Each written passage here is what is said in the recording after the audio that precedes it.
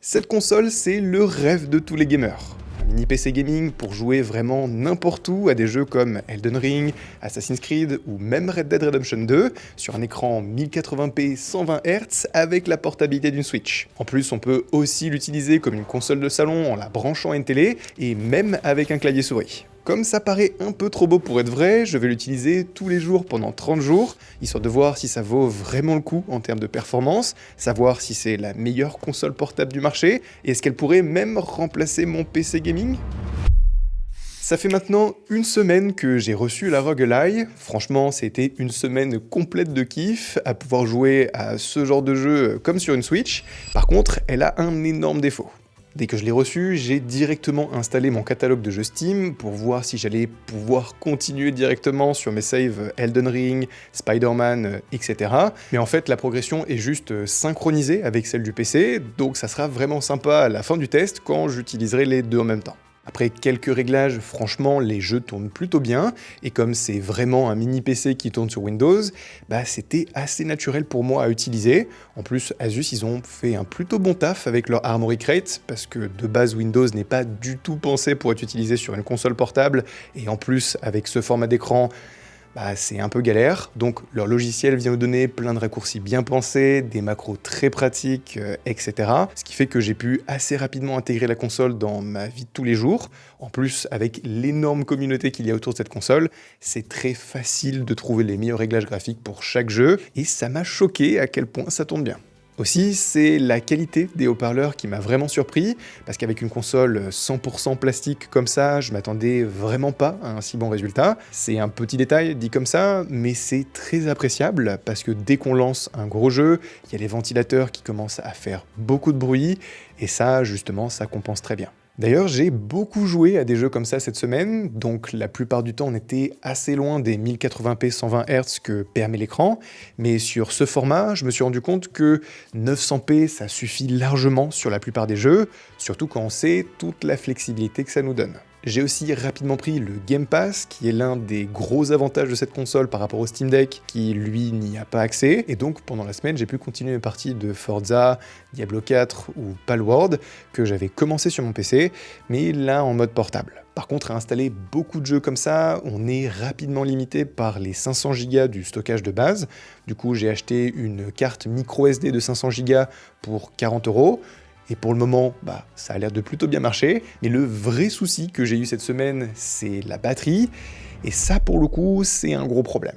Ça m'a pas forcément trop choqué les premiers jours, parce que je jouais principalement à des petits jeux pas trop gourmands ou à des AAA, mais avec des réglages assez faibles. Donc j'étais plutôt en mode éco à 15 watts, et pour des petites sessions de 1h30, 2h, franchement, ça allait très bien. Par contre, quand on active le mode turbo à 25 watts, là, la batterie, elle fond, littéralement. Alors, le 25 watts, c'est le mode nécessaire pour faire tourner tous les gros jeux avec les meilleures performances, et sur des jeux comme Red Dead Redemption 2, Spider-Man Miles Morales ou Elden Ring, j'ai noté environ 55 minutes, 1 heure d'autonomie. Après, c'est toujours possible de l'utiliser branché pour qu'elle recharge en continu, ce qui d'ailleurs débloque le mode 30 watts et permet de gagner quelques FPS, mais moi, je trouve ça hyper frustrant.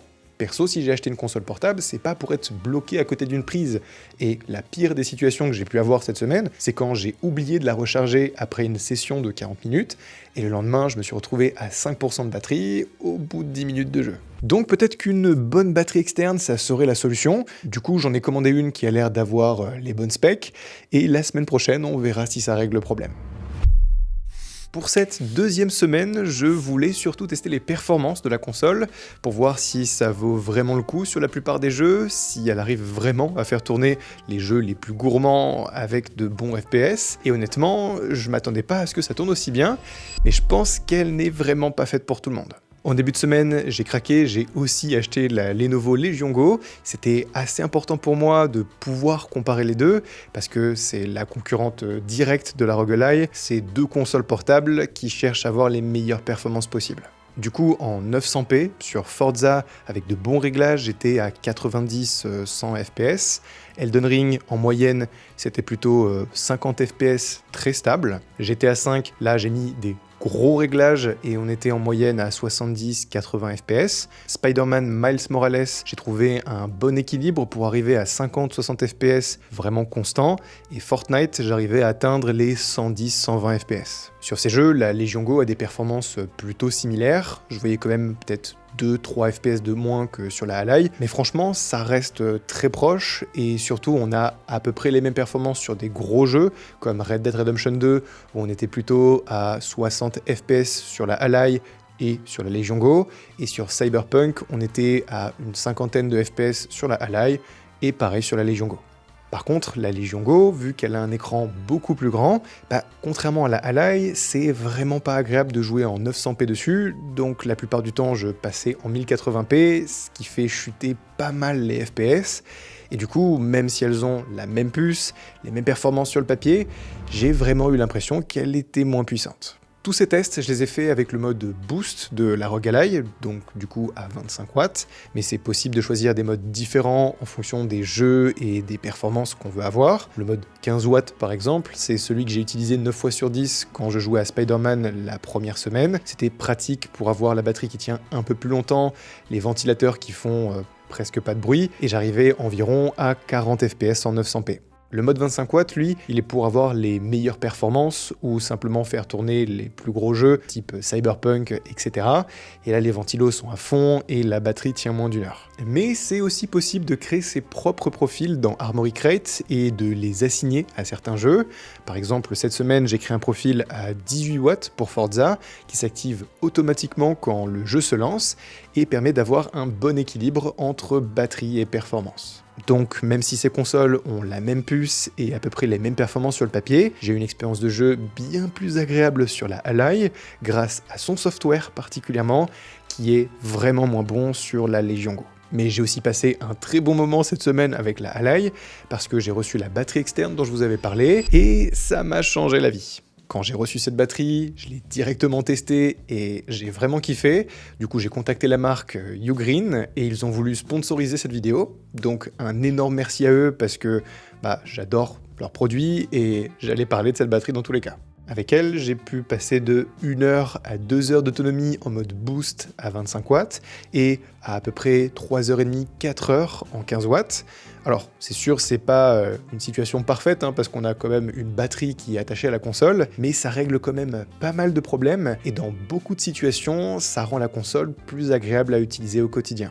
Le modèle que j'ai utilisé, c'est celle-là, une batterie de 20 000 mAh avec une capacité de recharge à 100 watts. Si vous cherchez une batterie externe pour votre ROG Ally, faites bien attention à ça, parce qu'il faut une puissance minimale de 65 watts pour pouvoir continuer à l'utiliser pendant qu'elle se recharge, et donc là, avec 100 watts, on a de la marge pour même recharger un téléphone en même temps. À la base, ce qui a fait que j'ai acheté ce modèle-là particulièrement, c'était parce qu'elle se recharge très vite. Elle est pleine en un peu moins de 2 heures, et c'est très important parce que la ROG Ally, on va avoir besoin de la recharger vraiment souvent. Et du coup, Ugreen, qui savait que je faisais cette vidéo, ils m'ont aussi envoyé cette prise Nexode Pro qui recharge à 100 watts avec 3 ports USB pour recharger rapidement la ROG Ally et la batterie en même temps. D'ailleurs, pour un setup avec une batterie comme ça, il y a un accessoire en plus que je peux vous recommander, c'est un câble USB-C coudé. C'est beaucoup plus confortable à utiliser qu'un câble classique, parce qu'avec, on est beaucoup moins gêné par la batterie. Si vous voulez voir toutes les références de ces accessoires, je vous ai mis un lien dans la description. En tout cas, même si tous ces accessoires règlent pas mal de problèmes et que moi j'ai passé une super bonne semaine à tester ces deux consoles, je pense vraiment que ces consoles portables-là, elles sont vraiment pas faites pour tout le monde.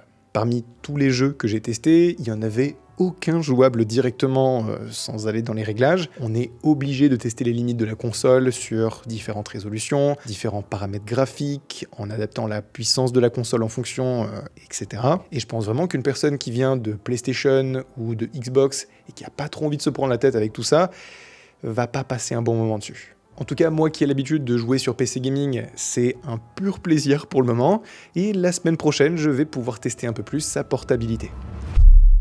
J'arrive sur la fin de ma 3e semaine avec cette ROG Ally, une semaine où j'ai pu pas mal sortir en dehors du bureau, ce qui m'a permis de me rendre compte que cette console, elle est parfaite pour moi, juste pas pour les raisons que j'imaginais. J'ai pu amener les deux consoles avec moi en vacances, sur 1 heure d'avion, 10 heures de bus et plusieurs Airbnb. Ça m'a donné l'occasion de bien tester leur portabilité, et la Legion Go, elle n'est clairement pas faite pour ça. Alors effectivement, elle est super agréable à utiliser, avec un grand écran, des grippes de manette bien confortables, mais du coup, elle est énorme cette console, et je m'en suis vraiment rendu compte quand j'ai commencé à préparer mes affaires et que j'ai vu qu'elle prenait la moitié de mon sac. La ROG Ally, elle est beaucoup moins confortable. On n'est pas sur une console qui est agréable à utiliser pendant plusieurs heures. Par contre, elle a un format beaucoup plus petit, à peu près celui de la taille d'une Switch, ce qui m'a permis de la mettre dans un petit sac bandoulière, donc de l'amener facilement un peu partout avec moi. Et avec son software qui marche très bien, qui permet d'être rapide, elle était beaucoup plus facile à utiliser en déplacement. Mais cette portabilité, je me suis rendu compte qu'elle avait aussi un énorme intérêt dans la vie de tous les jours, parce qu'elle débloque beaucoup d'opportunités pour jouer plus souvent. Moi perso, j'ai un peu arrêté les jeux à histoire, parce que souvent j'ai vraiment du mal à me bloquer 2-3 heures dans mon bureau pour jouer sur le PC, alors qu'avec cette console, on est beaucoup plus flexible. Ça m'est arrivé de lancer une partie d'Assassin's Creed pour simplement jouer 30 minutes dans le canapé pendant que ma copine regardait la télé à côté, ensuite de mettre la console en veille pour aller manger, et rejouer 2 heures plus tard dans mon lit avant d'aller me coucher. Tous ces moments-là, avant, je les aurais plutôt passés sur mon téléphone à jouer à des petits jeux mobiles qui m'intéressent moyennement, mais grâce à cette console, je peux enfin avancer sur des jeux que je voulais vraiment faire depuis longtemps. Quand on ajoute à ça le fait qu'on peut aussi la brancher à la télé pour jouer comme sur une console de salon ou avec un clavier souris, je me dis qu'elle peut peut-être remplacer mon PC gaming. Je viens de finir mon 30e jour de test avec cette ROG Ally, et pour cette dernière semaine, je voulais tester tout ce qu'il était possible de faire sur cette console, et même si ça ne remplacera jamais mon PC gaming, je me rends compte à quel point elle est parfaite pour moi, mais peut-être pas pour vous. Cette semaine, j'ai reçu un dock pour pouvoir connecter facilement la console à une télé ou à un clavier souris. Pour cette utilisation précise, franchement, je la recommande pas. Par contre, pour jouer sur la télé, ça pour le coup, ça m'a vraiment bien fait kiffer. On n'atteint pas facilement des résolutions de fou, donc sur une télé 50 pouces par exemple, ça pourrait commencer à être compliqué, et quand la ROG Ally est branchée, on peut augmenter sa puissance jusqu'à 43 watts, donc là on commence à atteindre quelque chose de très fluide en 1080p, mais sur certains jeux on peut aller au-delà du 1440p, voire même de la 4K, et moi qui ai l'habitude de jouer que sur PC normalement, là ça me fait vraiment kiffer de me dire que si je veux, je peux facilement continuer à jouer dans mon salon. Par contre, ça reste des PC sous Windows, donc l'interface n'est pas faite pour cette utilisation avec une manette de Xbox, par exemple. C'est possible de passer sur Steam Big Picture pour certains jeux, ou directement Armoury Crate, et ça fonctionne plutôt bien la plupart du temps, mais on est très loin du confort d'une console de salon. En plus, sur ces deux consoles, on va passer quand même pas mal de temps à faire des manipulations pour que ça fonctionne correctement, dans les jeux, comme je vous l'avais dit, mais aussi au niveau de l'OS de la console, ou même au niveau de Windows directement, et globalement, on passe pas mal de temps sur Internet à chercher comment régler ces problèmes. Pour ceux qui n'ont jamais eu un PC gaming, je pense que le Steam Deck c'est la solution la plus adaptée. Effectivement, elle est moins puissante, elle permet de faire beaucoup moins de choses que ces deux consoles-là, mais elle a l'expérience la plus adaptée pour ceux qui viennent des consoles de salon. Par contre, pour le choix entre la Legion Go et la Ally, là c'est beaucoup plus compliqué. Elles ont toutes les deux leurs qualités et défauts. La Ally, elle a des performances incroyables pour une console si petite qu'on peut facilement amener partout avec nous. Par contre, sa batterie, c'est un vrai défaut. Même avec une batterie externe, ça reste un peu compliqué. La Legion Go, elle a une meilleure batterie que la Ally, elle est super confortable à utiliser avec ses grippes de manette et son grand écran, mais du coup, elle n'a pas un format très pratique pour l'emmener partout avec nous. Mais son gros défaut, c'est son software, et avec Windows qui est pas du tout adapté pour une console de ce format, ça devient un énorme problème. Asus, avec Armoury Crate, ils ont fait un super boulot. C'est efficace, j'ai quasiment eu aucun bug pendant les 30 jours de test, alors que chez Lenovo, c'est exactement l'inverse. C'est pas naturel à utiliser, on a très peu de personnalisation, et surtout beaucoup de bugs qui rendent l'expérience globale assez frustrante. Après, comme c'est que du software, potentiellement dans le futur, la Legion Go sera plus agréable à utiliser. Mais en attendant, moi, pendant ces 30 jours de test, à chaque fois, j'allais plutôt vers la ROG Ally, parce que je savais que j'allais passer un bon moment. Donc, même si cette console ne va pas remplacer une PlayStation 5 ou un PC gaming, moi, c'est le produit qui m'a fait le plus kiffer de toutes ces vidéos tests sur un mois, comme ça. En plus, ces nouvelles consoles portables, c'est un marché qui est en train d'exploser, donc même si ça vaut déjà le coup en termes de performance aujourd'hui, il y a encore beaucoup de place pour de l'innovation, et pour le coup, j'ai vraiment hâte de voir les consoles qui vont arriver. Maintenant, si vous avez aimé ce format de vidéo, je vous ai mis un autre test sur un mois qui apparaît à l'écran.